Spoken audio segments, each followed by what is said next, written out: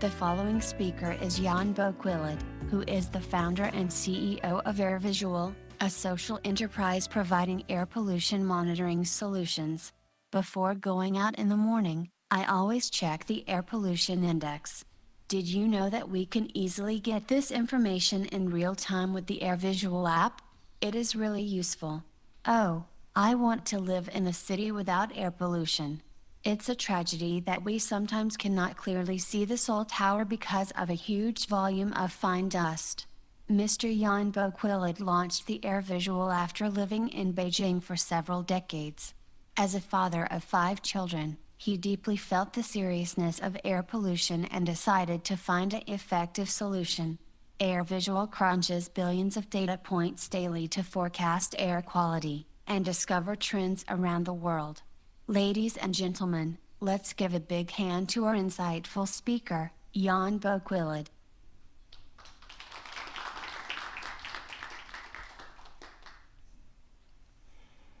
Good morning and thank you for the introduction. I think it revealed already a lot about what I'm going to talk about.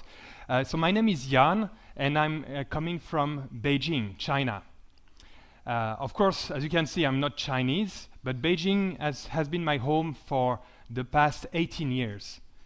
And when I just spoke to you about Beijing, what came to your mind? When you hear Beijing? Yellow dust. Okay, Koreans call it yellow dust. When I talk to my foreign friends, like from my home country, France, or any other countries, now Beijing is associated with the notorious air pollution. Now, Beijing is a lot more than just pollution. You know, there's great innovations, there's great places to visit, like the Great Wall, Forbidden City, and so on. But now people only think about air pollution alongside Beijing. I think it's a little sad, but let me tell you a little bit about my history with air pollution. I arrived for the first time in Beijing in '98. That was on a business trip. And as soon as I get off the plane, there was this strong smell of coal. And I thought, that's quite strange. And then a few days went by and I noticed something really strange, and I would say very disgusting, but when blowing the nose, it was all black. I thought that was pretty bad. Then a few years went by, 99, kind of same black stuff. You know, sometimes you could feel when you wash your hands on your skin, this black dust sticking everywhere. And then 2001, 2002, it started to be less of this one. Starting in 2003, I don't remember seeing black stuff or feeling dirty from this kind of dusty coal particles. But what happened is I didn't really care anymore about pollution. I knew that was bad. But then, I only thought that was fog. Just humidity in the air, and I shouldn't worry about it. That's what most people do, because most people don't have access to the data. They don't have this visibility of what's going on inside the air. But actually, 2 things happened in my life that made me reconsider what I was actually seeing. The fog that I thought was fog actually was not fog. Like many millions of Chinese people, we were told, or at least made slightly better by feeling this would be not something harmful. But when having children, life changed. We spend a lot of money for the education of our children. We want to give them the best chance in life. Of course, health. We want to give them the best health in life as well. And at the same time, as I got children, something happened also in Beijing. There was this US embassy.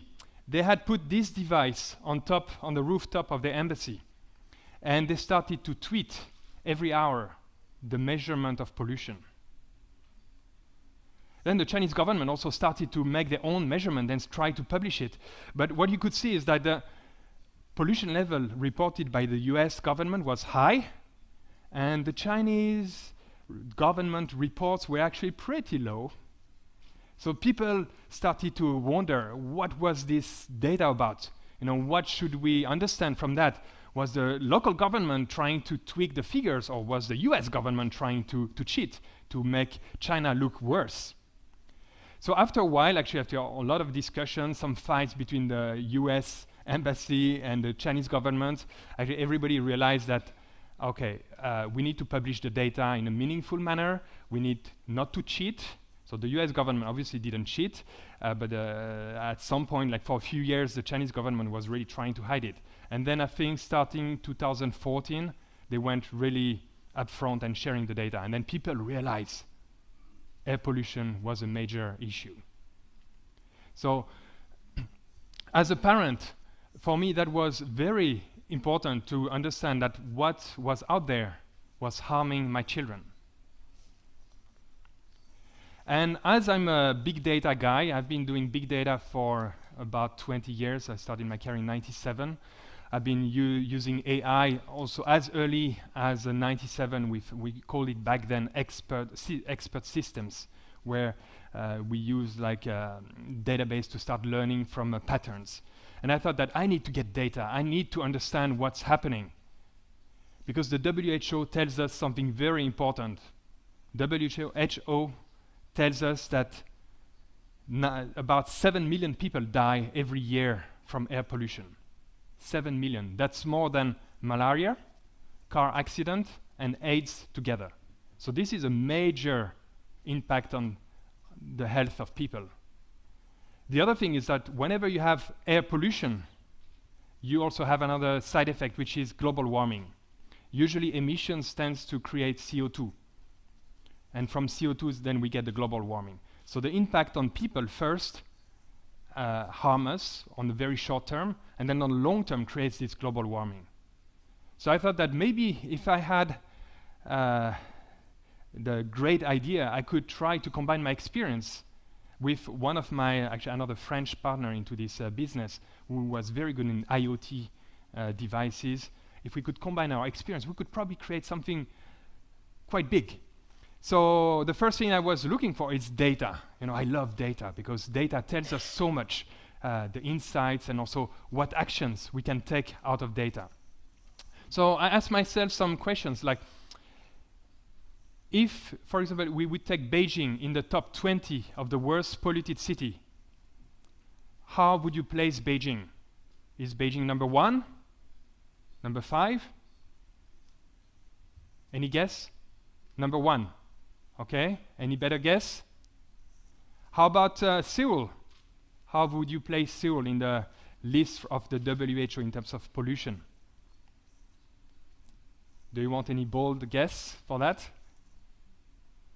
I'm pretty sure you have the impression that Seoul is very bad because, you know, that's the place where we live, so whenever there's pollution, we feel that our city is one of the very bad on the planet. Well, so let's look at some of the figures that I found actually very interesting. I thought that Beijing was the worst city. That's what I've been told by the news, especially the Western news. And I realized that WHO says something else. Actually, the worst cities are in Iran, Saudi, Pakistan, India. That's where you find the worst cities. But Beijing is getting the full attention about air pollution, which is maybe good for me because then the government is actually taking action. But then I'm thinking about all the other people in Pakistan, India, who either have no access to data or that just don't care about the data. They are losing years of lives. So if we check Seoul and Busan, so they're in the top like 700. So it's actually not as bad as probably what you thought. Of course, when you have a peak of pollution as you had during the, I think March, April timeframe, that went pretty high up in Korea. So people started to use apps and all, like using AirVisual, for example, for checking the air quality. That's actually brought that average higher. So something interesting also to remember is like WHO has a target in terms of pollution level. So you don't need to understand all the details of that, but they say 10 microgram per cubic meter should be your yearly average. If you go above that, then you start losing maybe not years, but days, months, or whatever of your life. That's kind of the logic of WHO based on lots of studies, like years and years of studies. So what we get is like a city like Beijing had in 2014 85, so it was 8 times, more than 8 times above WHO levels. By the way, this figure has dropped, so Beijing is actually going down. I expect this year to drop out of the top 100 cities. So let's hope so. But there's a lot of improvement being made by the Beijing government, also with all the regions around Beijing. So that's a great job, but of course you don't solve this major problem in just a few years. That's really a long run, a marathon for that. Then if you actually check for CO, so you are about 2.4, 2.5 times. I would expect this year to go a little bit higher due to some bad season in early this year. So let's see the end of the year average. But we've got the data, so we will process it at the end of the year to know how each city is doing. So which one is improving, which one is decreasing. So when we are talking about pollution, there's one thing that we need to really focus on because there's a large number of pollutants. So you probably heard about NO2, SO2, maybe PM10, ozone, and then there's this one called PM2.5. That's the one WHO put the full focus on because that's the results of burning things, burning fossil fuels, burning wood, burning whatever you burn actually emits small particles, those fine particles. In Korea, I know you call it yellow dust or fine dust or ultra fine dust. So depending on the translation, this might refer to PM2.5 or PM10. So PM2.5 is 2.5 micrograms. So that's really tiny. If you check this one, so that's human hair. PM10 is like this size and PM2.5 very small. So that means that once you breathe in, it goes into your lungs and then goes into your bloodstream. And then think about if you've got lots of those small particles, then at some point, especially if there's heavy metals inside, like mercury or whatever, then that's going to create cancer at some point in life. So that's why it's very important to actually pay attention to this one, because that has a direct impact on the long-term health. So where do we get this PM2.5, which is the main killer based on the pollution? So you've got a few things that you need to pay attention. The first one is indoors. So indoors, if for example you smoke indoors, well, I can tell you that's going to be pretty bad. You are basically getting lots of PM2.5 inside your room. If you are using, for example, if you are cooking, when cooking, sometimes the air quality just goes like way beyond any acceptable level because you actually create smoke. So anything that is smoke is small particles. They are going to go into your bloodstream. The other day, for the October Golden Week in China, we went to a place in the countryside and we actually started a fire inside a house. So there's a fireplace, beautiful fireplace. Okay, let's do a fire in the house. But that's not this kind of closed fireplace where you have like a window in front. That's an open one. And then we started to burn wood. It was very beautiful. But then I checked at my device, and this one was showing figures like which are called hazardous, very, very dangerous to health. So this is the kind of thing that we can start to understand when we monitor, we analyze the data around us about the air quality. So we can do a lot of things for the indoor air quality to control this one. However, for outdoor, there's little you can do. You cannot stop a plant from emitting pollution because people have no work to do, or then they need to do adaptation into their system for emitting less. So there's a lot of sources of pollution, mostly cars. In Europe, a lot of diesel cars are creating this PM2.5 pollution. Of course, industries are also heavy polluters. And also something I think quite important, because as I was researching this from a big data point of view, I was wondering why air pollution happens. Because I went from the principle that the number of cars on the road are the same more or less every day. So you don't have more car one day than the other one, or not that much more. then industries, every day, they are emitting the same amount of pollution, except probably the weekend, but that's just an exception. But on one day, you can have a beautiful day like today, and the next day, then you get like a haze all over the city. Actually, this is due to weather. The weather has a very big impact on the pollution. And that was very important for our team to understand how the weather created an impact on pollution, because that helped us to predict the air pollution. So we are actually looking at finding inversions. So inversions are the effect that if you don't have inversions, whatever you emit, you see like the smoke coming out of the chimney here, it just goes and disperses in the air. So it goes in the atmosphere. If it's from China, then it's going to send it to you in Seoul through the winds. But basically that goes high up in the atmosphere, so you can still see a blue sky. But then once you have this inversion, weather inversion, so cold with warm air, that actually make your pollution stay inside. So the lower this warm air is, so if it drops down, actually the pollution then becomes higher. So from a big data perspective, that was very interesting for us to understand at what level we could expect this inversion to happen. So if it would be low, then pollution would be expected to be higher. Then also another thing which was very important for us to understand once we built our system was to also follow some of the standards. There's a lot of standards about air pollution and reporting that to the public. There is something that we call AQI, so it's Air Quality Index, that is used by quite many countries, but most of countries use a different system. So the US use the US AQI, which is based on this kind of range. And once you look at this kind of range here, you don't understand anything. That's why they created this different index that tells you that if you have this type of pollution, let's say 50, I don't know what that means, well I know, but most people wouldn't know. Is that dangerous? Is it bad? Actually, it means unhealthy for sensitive people.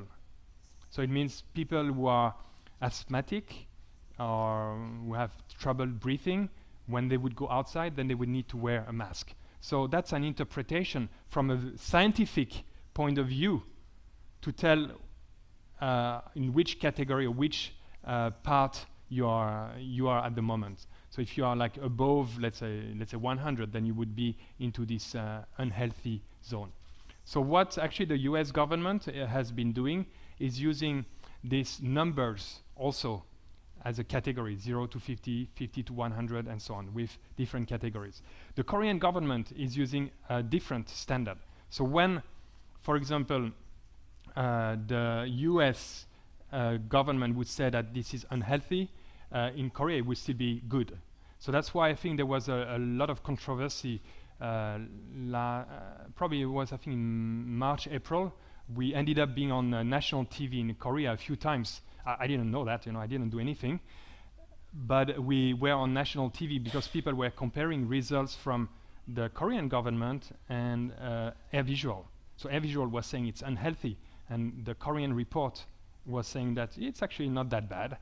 So it stirred up a discussion about how to measure, how to report to the public. So for us, we are using Korean data, Korean government data. So we are not making up the data. We are using that data. Sometimes we make also some a bit more complex algorithm to report the data, but mostly we base our reports on the national Korean government data. But the interpretation is different. And we decided to follow the US AQI, US standards, because they are much more strict than most of the other countries. They are stricter than Korea, China, and also EU, European Union standards. So one of the very important questions I ask myself, and maybe you want to ask yourself here in Korea, is can you live in a polluted place? Having children, the question really came to me from many of my friends outside of China telling me, you're crazy to be in Beijing, you are killing your children. So when you are being accused of these kind of things, you are very worried and you are trying to look for solutions. So as a big data guy, I went into the figures and I wanted to analyze how much we were breathing in a year. And I did a few different cases. You have a case where you do nothing, like this type E. You don't protect yourself. You don't put an air purifier in your house, not in your office or school. Once you go outside on a polluted day, you wear nothing. So in that case, you would have, at least in Beijing, you would have full exposure. So that would be really unhealthy. The amount of pollution you would breathe would probably make you lose months or years of your life if you do nothing. And then you can go for the extreme, like this one, type A, where you have an air purifier at home, that works, by the way, same in your office or in the school of your children, and you wear also a pollution mask. And then actually, the figures change completely. You actually breathe even cleaner air that you would breathe in a city like Paris or Los Angeles without any protection there. So for me, I'm of this kind of type B person. I don't wear pollution mask. I don't even ask my children to wear pollution mask, because anyway, they don't know how to wear it. They just put it somewhere outside of their nose, so it's kind of pointless. But what I really focus on is to make sure their indoor environment is clean. In our house, pollution level is close to zero most of the time. Even it can be a very bad pollution outdoors, we're close to zero. Their school is kind of not zero, but like acceptable level, so still in the green, according to the US standards. And then once they go and play outside for 2 hours, then they don't wear a mask, but actually then we just see that their average over a year is actually just a little bit above WHO. So it's actually not that bad. Probably better than people living in Korea without protecting themselves. So I think these insights, the data, was super important for my family to help us to protect the children and also protect myself. So I started this project really as a very selfish project. I wanted to protect my children. I didn't think about the rest of the world and anything. It was really for protecting my children. And I needed to have something very critical. It's to know how much am I breathing indoor. If I know how much I'm breathing, then I can do something. You know, if it's bad, then I find solutions. If it's good, then okay, I'm good for that. And that was something of a starting point, that I couldn't find anything reliable enough to monitor my indoor air quality. I bought lots of different air quality monitors in China. You know, you've got like, you can buy hundreds of them. Most of them didn't work. So I thought, okay, I'm not going to put this big machine. You know, this machine is about, it's probably this size from here to about this size. So I'm not going to put that into my living room. I think the design, first of all, doesn't look very nice, but it's also taking a lot of space. So and that's also costing about $100,000 US. I don't have the budget for this one. And I think many people don't have the budget for that. So I had to find something better and to create something better for myself and then later then for the world. So we worked in our team on this kind of monitoring devices, but also I was also concerned about outdoor air quality. In Beijing, we kind of get reports about air pollution, which are now reliable. But up to very recently, the government didn't do any forecast. So 2 years ago, actually, I thought, okay, if I could predict the air pollution in Beijing, then I can plan my weekends. So I know in the weekend I can go to the mountains, I can go hiking with the kids, or then I just stay at home because I know it's going to be a terrible air pollution day. So that's the idea of starting AirVisual, was really to help my family to survive in Beijing. But then, after talking with my business partner, we thought that we can do something much better than that. I mean, yes, we need to protect our family here in Beijing, but using that data, using the system that we are developing, if we put this big data plus artificial intelligence touch, we can probably even try to solve some of the big problem in the world. Again, for us, we were like kind of focusing here, you know, how to make sure we are safe. But with that data, once we get that data out to people, think about the people in India, in Pakistan, who have no access to data. They just don't know. They are living completely blind, so they don't protect themselves. So that's why we are getting like a huge number of people dying from air pollution. So if we could have an impact on this one, plus also ultimately to reduce this global warming. Again, air pollution is our impact for our health. That's very short term. But air pollution usually comes with emissions of CO2. Most of the case, not 100%, but most of the case with CO2 emissions, which then create global warming. So if we can put into people's mind that air pollution is dangerous for themselves, and they also, for their loved one especially, and then they can also understand the big picture, they will understand the impact for the global warming, and they can take short-term action to help our planet. So that's why we decided to build a few tools for people like very typical type of user like me, but also for the community. We thought that if we pull out those tools and make it part of it open source or very easy to access the data, then people could create some amazing things out of this. So the first thing actually we worked on was this air quality monitor. So this is the monitor that you are seeing here. We've been actually, this has been released about a year ago, and it's been out, I think we have it in more than 100 countries around the world, so been shipping everywhere, like quite a lot also in Korea of this one. And it's been very insightful because it has a screen, and then people start to carry it a bit everywhere, and they say, wow, okay, it's pretty bad here, what has happened? By the way, here, the air quality is good today, outdoor and also indoor, so we are safe. So that's the device that really brought the visibility for people to understand what they are breathing. And then we also came up with this this app that I think somehow became popular in Korea. Totally, absolutely out of our control. We didn't know. We started to see a lot of Korean users like, oh, what did we do? We didn't understand that. But then we understood that people wanted information. That based on the information, they could make change in their lives and protect themselves. So I'm very glad that we could serve a lot of Korean users by providing this data.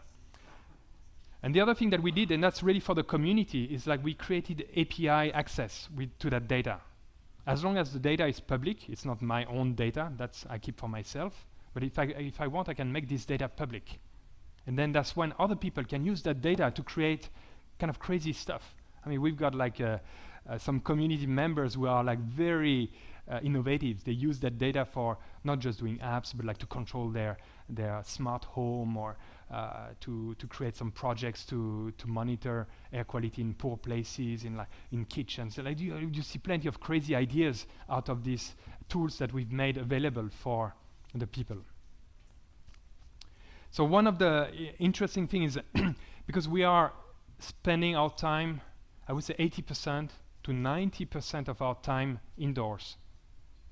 So it's super important that we know what we are breathing once we are indoor. So with a device like this one, that has really enlightened me about what I was breathing. When, for example, cooking, you see the figures go really high. Try to cook pancakes. That will blow the sensors away. If you are like toasting a bread, or you toast it a little too long, then you get like smoke in the house, and then you see immediately the impact. So if you don't take action, this pollution stays in your house for 1 hour, 2 hours. Of course, if you know about it, then you find ways, you open the window or whatever, you do some action. So that's been enlightening a lot of people, not just me, but lots of people, about the impact of the sources of pollution inside the houses. And something that we found out is that lots of the pollution is actually coming through the windows. So people, what they do, they buy an air purifier. They spend a lot of money sometimes. They put an air purifier in the corner of their room, turn it on, and then they feel good. I'm breathing clean air. And then they say, is it really clean air? I don't know, I need to measure it. And then they buy this kind of device or another device, and then they realize, oh, my stuff is not working. Yeah, well, maybe this air purifier doesn't work because you have holes like this in your windows. So actually pollution comes in there. So instead of buying an expensive air purifier, the first thing that you should do is maybe just to seal your windows. That will really help to get clean air inside your house. So this is the kind of insight that data brings into people's life. So if we make it interesting to see, if we explain it, if we give context to the data, people understand that and they can make a change. So one of the things about showing context to the data, big data is all about actually discarding data. The more data you have, the more messed up you end up. So big data, that's something I've learned from the last almost 20 years playing with big data, is to discard data. The data you don't need, you drop it. The data that is important, you actually need to give context to the data. So one of the things that most people really appreciate with this kind of device is that you see the indoor versus outdoor. So once you have a figure, let's say here it's 17, well, let's say it would be 50 inside here, which is green. So, oh, cool, it's good. I'm happy. But then if I tell you outdoor is 10, so it's much better outdoor than indoor, then you don't feel very happy anymore. So you see, that's the context of the data. But if it's 50 here inside, but outdoor is 500, then I'm very happy. So you always need to provide context to data. And this is just a small example about context. But a figure taken out of the context doesn't mean anything. So our role as a big data company is to really always provide the right insight to the people. So once we tell you to wear a mask, there's a reason for that, because there's like we have analyzed the data around, we know what that is the right decision for you. If we tell you to open the windows, there's also a reason for that.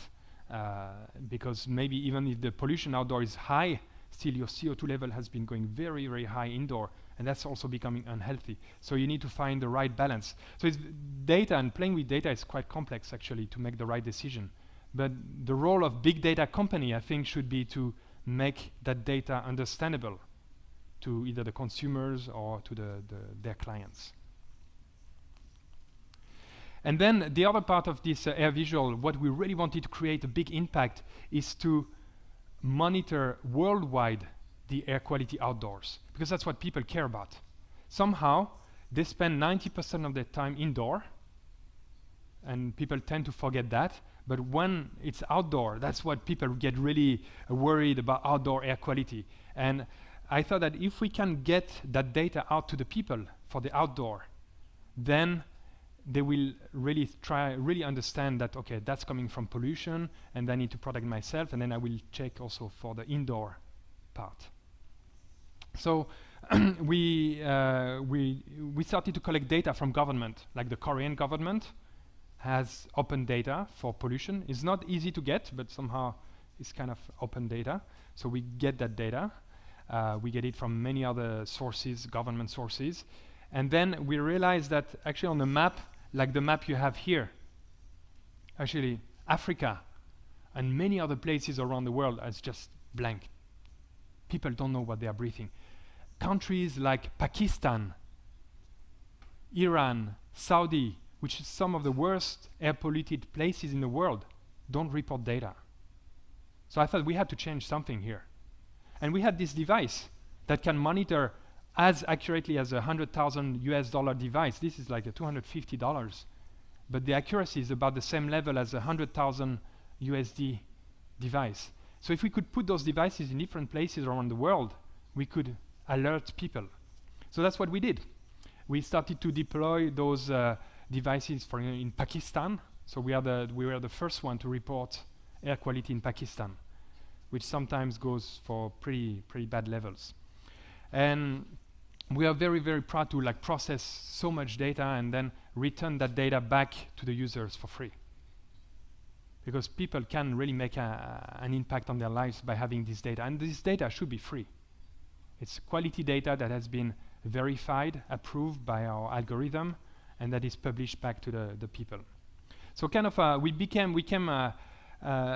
had this kind of goal. Then how about we map the whole world for air pollution? So any point on Earth, people can have access to that data for free. so they can start to make an impact on their lives and on their society. So that's why we worked really hard on our AI cloud. So that's the place where we collect a huge amount of data. These kind of devices are what we call low-cost sensors. Don't forget, there's a low cost. Anything below $1,000 is low cost. That means it comes with limitations also. You may get some false positive. You may get some noise that you need to remove. And without a very strong AI system that analyzes data, patterns of the data from the past, and do the validation, then you will end up with some crazy stuff out there. And then you lose credibility because the data is not correct. So we spend a lot of time actually working on this AI part, which is really validating data based on past patterns. So whatever data we get, we just validate it, see, okay, it's good, then we publish it. That's really, really important. Because if we publish data that is not right, I'll give you an example. Let's say we have this device installed and somebody go and smoke a cigarette next to it. No, we can't prevent that, right? So this sensor goes from 10 to suddenly 1,000. It's right, the measurement is right. But is it right to alert 10,000 people around this sensor? No, we don't want to alert people for this kind of thing. So we need to be able to identify this noise, this I would say, I will not call it wrong data, but data that is not relevant for people. So of course, the more you have of those distributed sensors, the more you can balance, your algorithm can actually learn and balance the measurements. So you can discard noise more easily. So the system and the network of sensors can start to learn about the data that is being collected.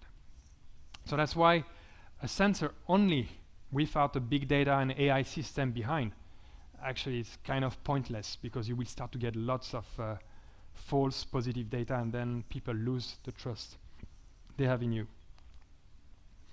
So one of the application of AI, and I'm really glad to see that AI actually can really work for the good of people, has been to do the air quality forecast. I started this project first like with Beijing air quality forecast, because I wanted to know if I can go this weekend out there in the mountain hiking. I wanted to know that. And Beijing has a very simple pattern. If the wind comes from the north and blows at a certain speed, then the pollution gets just blown away. So sometimes you can go from a very high pollution level, like 500, to 10 in just like 30 minutes. But you need to know that pattern. For Beijing, it's easy, because the pattern is a wind from the north. But how about Seoul? How about New York? How about Los Angeles, Karachi, or so on? All the cities have different patterns, so that we cannot know those ones. So we need to let the AI part to just process the data. So we started to collect a lot of historical data, then put that into the machine, and then we started to find patterns, and then from those patterns do the air quality forecast. So that can really help people plan their life. Of course, air quality forecasts still remain forecast. So forecasts by default, they are not accurate. There's always something that the machine needs to keep on learning. But in many places, actually, the quality of the forecast has been proven pretty good. And then we wanted to push the limit a little further. And we said that we can collect some data from satellite imagery. So NASA is actually publishing data from the air pollution data. So actually they are doing a lot of satellite imagery, and then so how about we use those ones and we apply those weather models that we are using for our forecast. Then we can actually map every single point on the planet. So this is called AirVisual Earth. So you've got this one, you can search it. I mean, you can just go, you can even see it on your phone, and you can like zoom in, zoom out, so you can actually see the whole world's air pollution. So this is a combination of satellite imagery, ground sensors from government, and also our own sensors. So we just combine all that together and then make this rendering of air pollution. And actually this has driven, this is something that is interactive, so you can see the winds, how it blows. So I suggest you just to check it on your phone, and it's actually quite interesting to understand like how air pollution flows. And I know in Korea you like to accuse China for sending pollution to you. Is it true? Yes. Yes. So it's partly true, but not as true as what you wanted to believe. If you actually check those weather patterns, you will see, yes, sometimes it does, like about maybe 20 to 30% of the time, sometimes this is coming from China. But there's still a big part of the time is your own problem. Okay? There's always a tendency to always point out to the neighbor, the US administration is the one polluting, so we just point out to those guys. In France, what we had also a problem with air pollution earlier this year. We said it's the Germany. Germany had coal power plants, so that's the fault of Germany.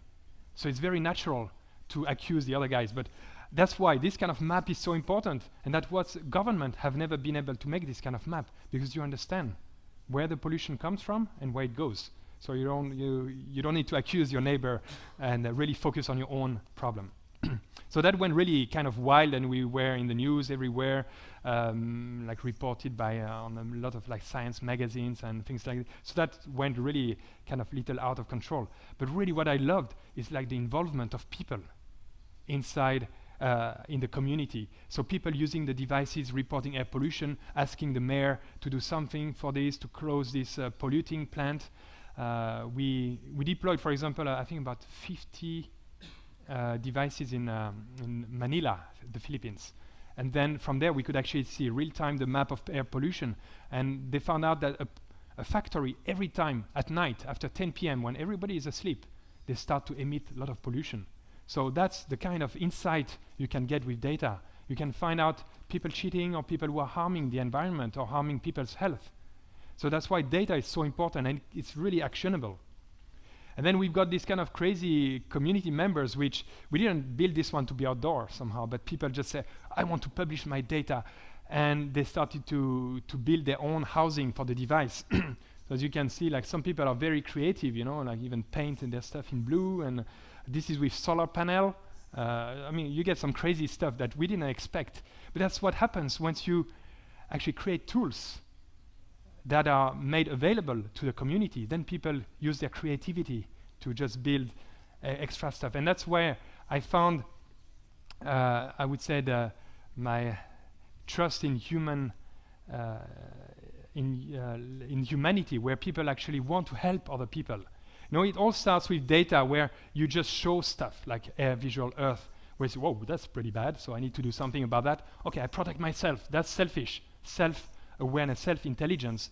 And as we are talking about collective intelligence in this forum here. And that's where we see these community people who want to do something good for the world.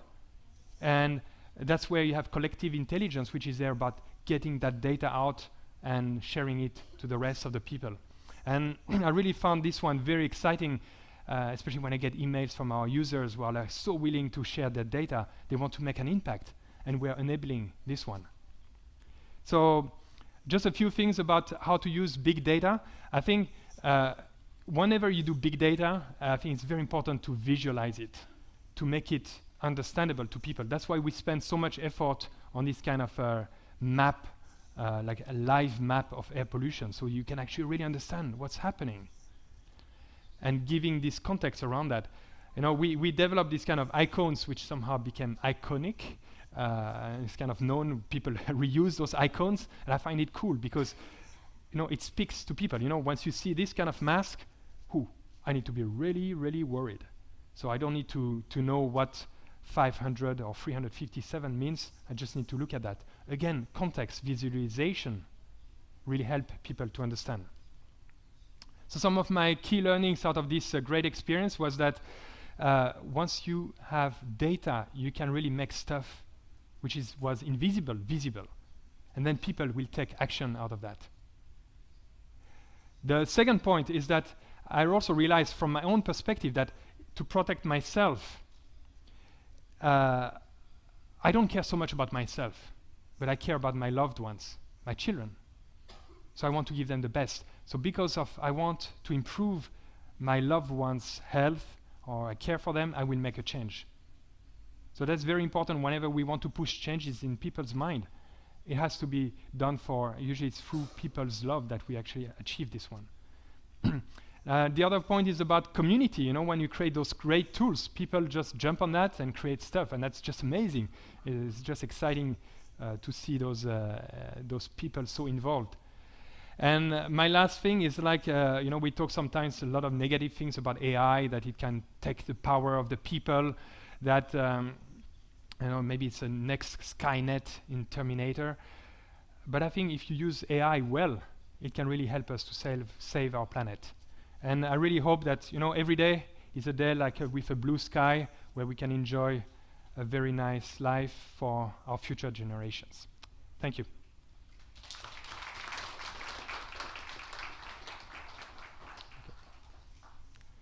So I think we don't have time for questions. Okay, so okay, we need to listen to the time. No time. Okay, sorry, I've been talking too much. So, but I'm here for the next 45 minutes. 40. And I'm here in this room for 45 minutes, or like, or just outside. If you want to ask questions. You have to negotiate with her. This is very quick. I'm affiliated with the Korean life insurance companies. I think their goal is to extend their lifetime, people's human beings' lifetime, and I think that they will really love that gadget, the device. Number two, I'm teaching at a university. I teach students how to be creative, and we are constantly creating new ideas with applications. I'd like to work with your company. Okay, so I think extending lifetime is the first question. So air pollution does kill people. It removes years of life to certain category of people. So I think this is something we are really trying to address, and we can't do it ourselves. We need to also bring this to the next level. So cooperation like with universities or different institutes is very important. And as long as you know, we are providing the tools and people create stuff out of that, and that's something we really, really encourage. So we can take this conversation outside to leave space for the next speaker. Okay, whoa, okay. The negotiation was quite good, so we got time for one more question. Okay, yes? About air pollution that affects human, I'm wondering, coal power plants are really worse than cars and other factories? And what's the main reason of air pollution in Seoul? Okay, okay. The question is very specific to Seoul. What's the main source of pollution? I'm not an expert in Seoul. I should become one soon because we get lots of interest here. I know, for example, for Beijing, so it tends to be different things. Like, coal power plants is one of them. So I don't know if you have coal powers here, but that's why in China there was this serious problem. So actually, they close all the power plants around Beijing, and also closing in the regions around that. So it was very much identified that coal is creating the problem. And then you have cars, but then you can mitigate this one using like better oil quality, also like filtration inside in the cars, like Euro 6, Euro 5, Euro 6 type of oil and cars really help to reduce pollution. Diesel is a horrible thing, a horrible decision taken in Europe, because it's been actually creating lots of small particles. It was creating less CO2 compared to normal oil, but it's creating lots of small particles which are actually harming people. So I don't know if it's a status here in Korea with diesel, but diesel has been actually a poor choice. But of course, now we know it was a poor choice. It was not so obvious back then. So lots of different sources, the reasons for pollution. Okay, so I think, okay, we'll take the question outdoor, just outside, so we leave space for the next speaker. So thank you very much.